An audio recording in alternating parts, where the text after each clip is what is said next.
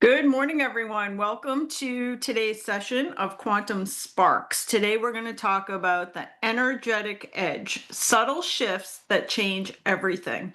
This builds a little bit off of the karmic credit class that we did last week. So if you haven't watched that, go back and watch the karmic credit class when you have a free moment. Today, we're talking about energy. So again, the little teeny shifts in energy that can change everything. Before we get started, I like to remind everybody that knowledge is only potential. Some say knowledge is power. I say it's potential power. Knowledge is potential, and that means that whenever you're taking the time to learn something new, have a place where you can take some notes, because the true power is in execution, so that you can leave today and execute on some of the pieces that you learned from today's program. So what we're going to cover today is life is not happening to you, but it is reflecting you. And what caused this class is I was having a conversation about 3 weeks ago with a real estate agent, and she was upset because there was a client that she was working with who was extremely controlling and wanted everything done a very particular way. And she said, "How come I'm attracting a client that is so controlling?"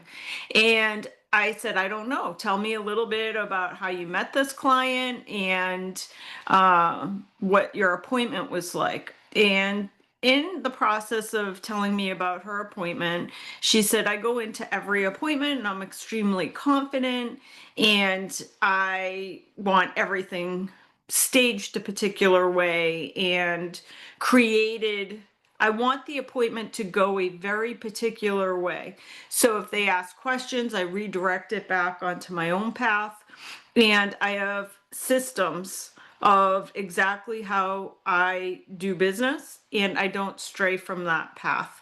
So we'll come back to that in a little bit. And I'm not suggesting that this is the answer, but it's something to contemplate, because in your life, in your environment, the people around you, your friends, your clients, they are a reflection of you.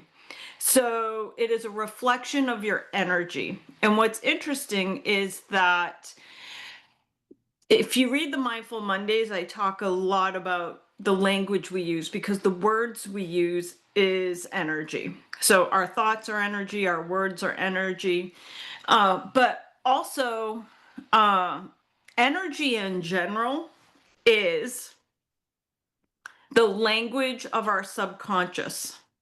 So oftentimes we don't necessarily realize, unless we stop for a moment and look, we don't realize that we are projecting a particular energy that is going to attract particular people and events into our lives. So that is what today is all about, like the subtle energy shifts and having an awareness of the energy that you are creating. So life mirrors your beliefs, your energy, and your consistent actions. As T. Harv Eker says, your outer world is a reflection of your inside world. Your inside world is what creates the energy. So the result is that your internal world sets your external trajectory, because it starts with what your intent is, your thoughts, your behaviors, and these all end up in an end result. Your energy that you are transmitting to the world. As a reminder, we are receivers and transmitters of energy. By the way, we're also the interference of that energy. But the energy that we put out sets the trajectory for our external lives. So if you are in a place that you wish not to be, like this real estate agent was talking about, how do I stop getting controlling customers? If you wish to change the external, you have to work on changing the energy, which is internal. And we'll talk about how to do that, because you don't get what you want in life, you get what you are. So you end up attracting into your life what you already are, or what your energy already is. The good news is you can change your energy. You can make a shift in your energy and your vibration to attract something different. So energy is everything. The way you show up energetically, that's not just what you say or do. Again, let's go back to the fact that your energy is the language of your subconscious. Your energy is communicating subconsciously with the subconscious of other people. So you don't necessarily even realize when it's happening that it's happening, but your energy and the energy of those around you is interacting. And the way you show up energetically directly impacts how people will perceive you, whether opportunities are drawn to you, and how others respond to you. So first, let's talk about energy affecting perception. I think it's Maya Angelou who said people might forget what you say, but they'll never forget how you made them feel. And that comes down to energy as well.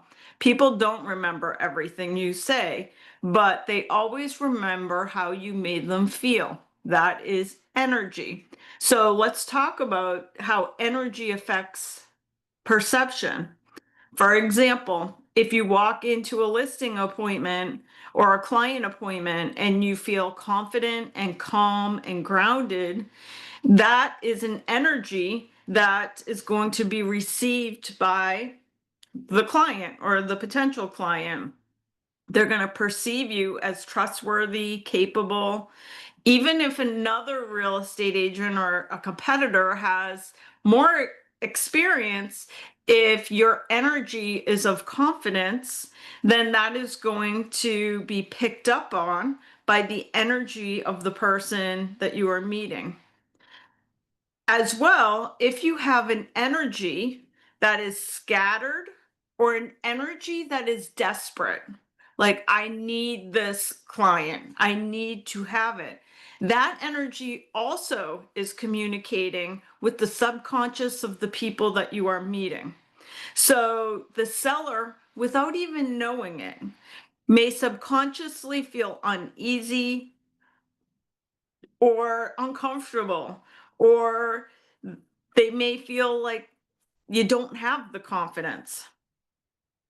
If you show up to an appointment and you feel resentful or burnt out, that energy as well is going to subconsciously end up interacting with the energy of the person that you are meeting with. So energy affects the perception of the people you are meeting with, the people all around you, without you even knowing it. You don't have to say anything, you don't have to do anything. It is your energy is affecting the perception of those around you. Energy also affects attraction. What you put out through your energy is what you will pull in. Energy is a magnet. So if you put out something, you're going to get the same thing back.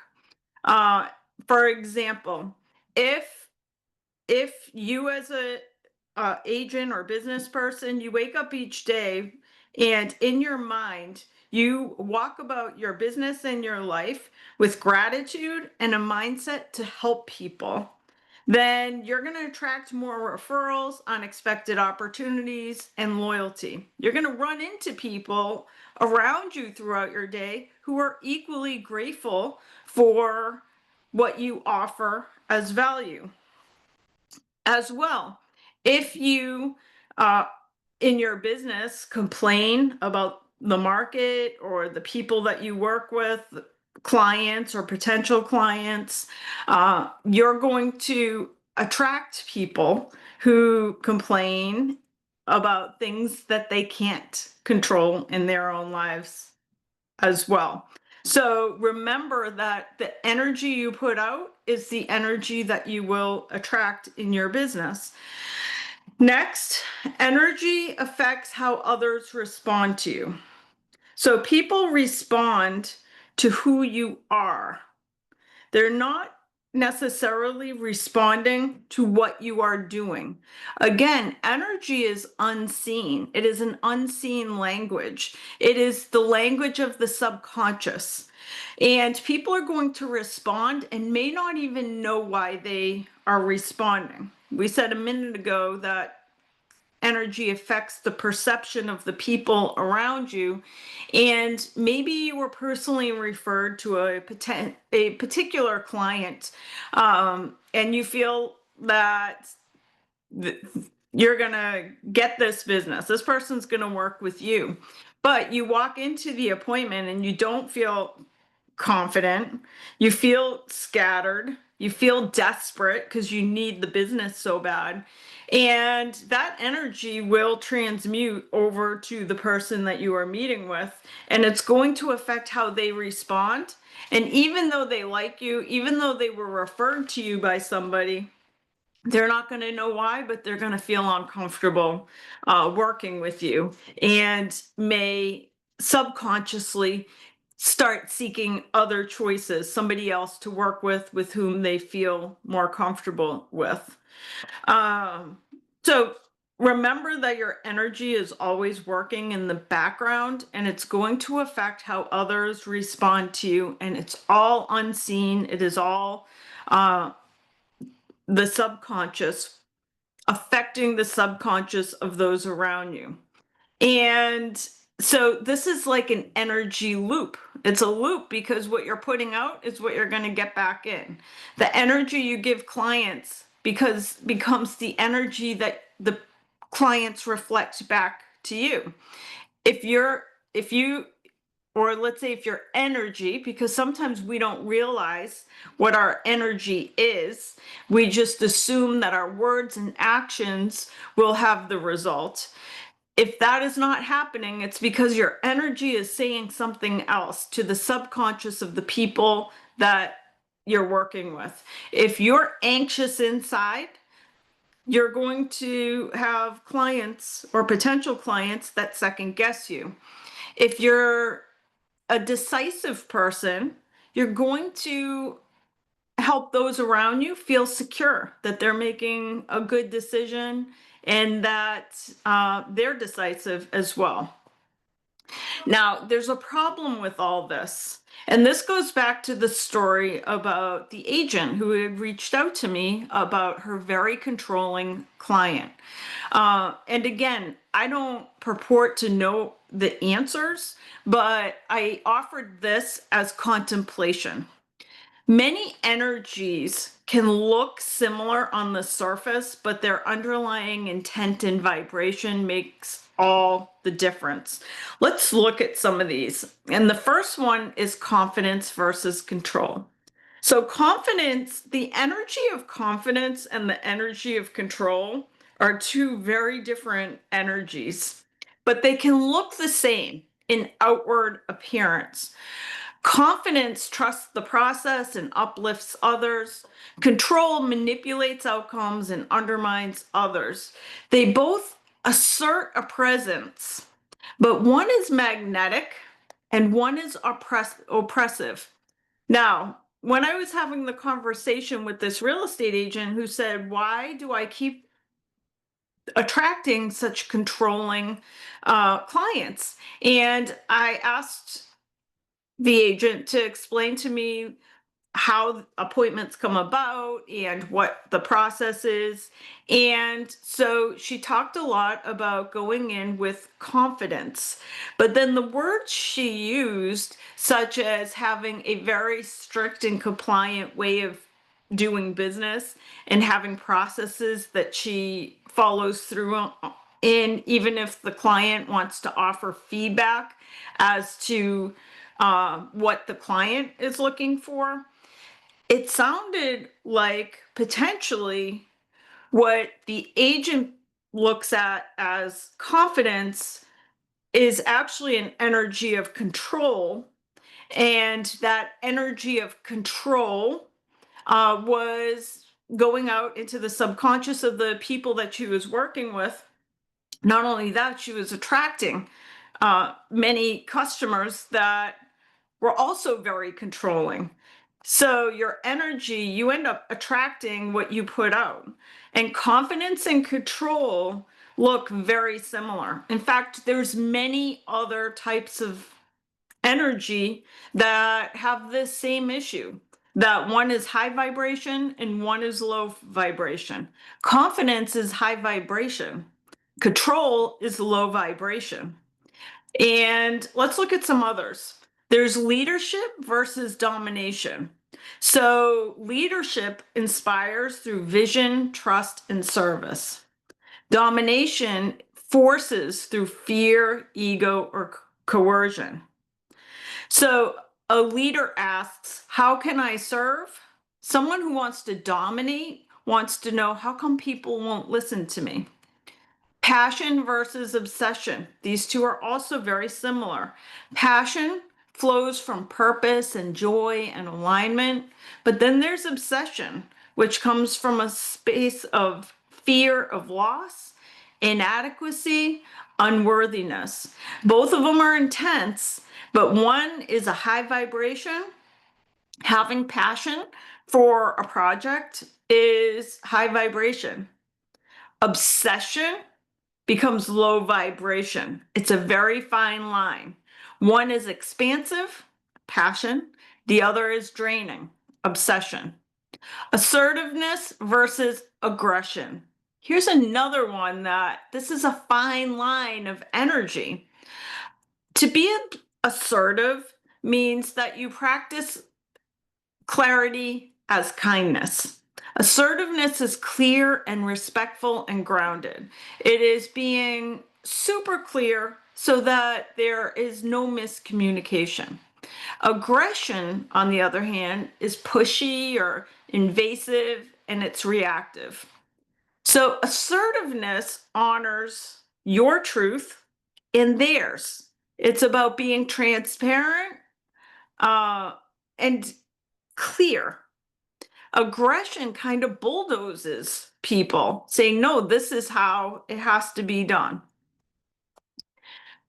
Here's another one that's interesting: service versus self sacrifice. Service is generous and sustainable. Self sacrifice is martyrdom. And it's often done because it's an energy of somebody who is seeking approval or control.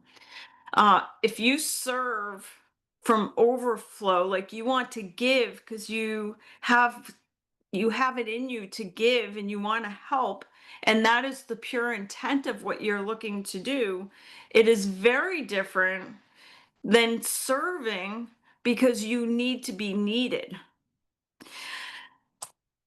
Surrender versus passivity. Surrender is about letting go. Surrender is about trusting. Being passive is avoidance rooted in fear. So surrender is about acting, but the act is just letting go. Whereas passivity is just avoidance, it's avoiding a particular action. There's then humility versus insecurity. Humility is knowing your worth without needing validation. Insecurity is shrinking to avoid judgment. True humility shines without boasting, and insecurity hides in fear of being seen. Optimism versus avoidance. Optimism sees possibility with presence, and avoidance ignores problems under a smile. Optimism moves forward with awareness, avoidance pretends the issue isn't there. I want to point out that all of these are rooted in intent. We're going to talk about the importance of awareness. And thinking about, like, this particular agent who reached out a few weeks ago had an awareness. And she said, it's really interesting that the clients I keep bringing on are really controlling. So that's the first step of awareness, noticing something. And then pondering it, taking the time to ask, why is this keep happening? And that is when you start looking at, well, what was the intent? What was I um what was the energy that I was putting out, because that is the energy that I am attracting. When you are trying to figure out, like, what side of some of these you're on, such as, am I being confident, um or am I being controlling? Am I acting with humility, or am I acting with insecurity? When you look at each of these, how do you determine which one you are acting under? Well, one question to ask yourself is the energy behind what you're doing rooted in love, or is it fear? So, for example, confidence is, I know what I'm doing. I love myself. I know I'm doing best for the customer. And I feel good about the options, but I can bend a little bit. I want their input as well. Control is something very different. That's acting out of fear, that if I let this person have input into my process, that I fear that I'm going to lose control of the entire process, or I'm going to lose control of the person. So ask yourself, is your energy rooted in love, or is it rooted in fear? Are you moving from empowerment, or are you trying to protect yourself? Confidence is about empowerment, whereas fear or protection, you're trying to protect yourself, is comes from somebody that's trying to control. So if you see that you're just trying to protect yourself from losing perceived control of a situation or perceived control of a person, that is protection. That is acting through fear. And does this create expansion or contraction for myself and others? This is an important question, because through the process of somebody that is looking to act confident, they can be expansive because they can take in other people's points of view. They feel confident in exactly what they're doing and explaining why they're doing what they're doing, but they don't mind listening to other options and hearing what, for example, the customer prefers, and being able to mold and meld and change a little bit. They're confident in what they do. Whereas control looks different. It looks at it's contracting. In other words, the other party has no ability to offer ideas. So there's no room for growth in that energy alignment. So here's some of them that we went through: confidence versus control, leadership versus domination, passion versus obsession, service or self sacrifice, passivity or surrender, humility and security, and optimism versus avoidance. So, again, how do you know which one you are? Are you moving? Is your energy coming from fear or trust? Am I working from a place of authenticity, or am I trying to get approval? And does this create connection with other people, or does it create tension? Especially the confidence versus control. If you have two people that are trying to control, then you're going to be working from a place of tension. Whereas confidence comes across another way, that you're just trying to connect in a way that you can both agree on. Again, energy is the language of the subconscious. So the energy you bring to any situation is more powerful than your words or outward actions. Mastering these fine line energies isn't about perfection, it's about awareness. And once you see the difference, you can choose the energy that aligns with the highest form of yourself. Your outside, what's happening in your outside, such as attracting, controlling customers, is a byproduct of what is going on inside. Your world mirrors not what you do, but who you are being.